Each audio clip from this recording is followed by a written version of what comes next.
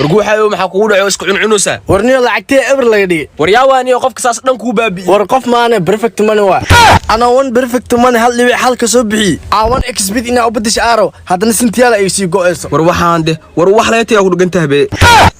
what's new haaraya soo baxay one expert toos laga gadaa hal dhibic hal perfect money aan ku soo gadinaysi one expert toos ku helay ayagoo sintiyaal ka jaranin $50 ka badan hadaawatid hal dhibic 08 aan ugu dhufanaa I can't believe that ama cashier noqda lacag hada cashier ahaan laakiin waxa ku nacay mabkaashka ku dhibnaanay